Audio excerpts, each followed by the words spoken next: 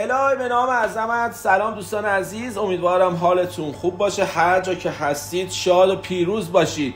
امروز اومدیم با 3 تا از عواملی که باعث میشه آکواریوم گیاهی شما جلبک بزنه.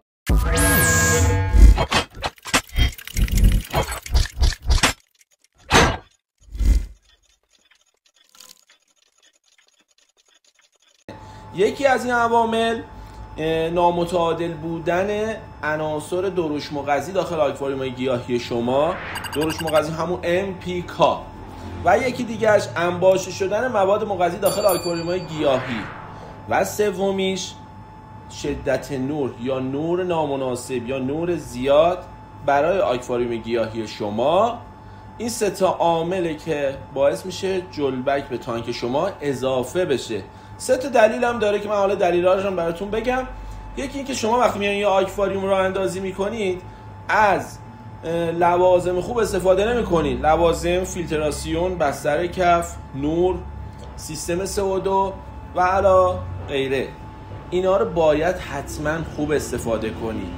دومیشه که شما در طول زمانی که این آکواریوم گیاهی رو انداختید باید بلد باشید چجوری آکواریوم رو نگهداری کنید. حتما اینو یاد داشته باشید که باید چجوری آکواریوم رو نگهداری کنید. حالا یه بحث داشتنه، یه بحث هم نگهداری از این آکواریوم هستش.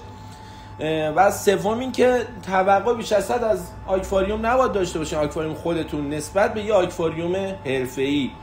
حالا یه کسی میاد با یه لوازم ساده تر کار میکنه، بعد انتظار داره آکواریومش بشه مثل یه آکواریوم کسی دیگه که حرفه‌ای هستش.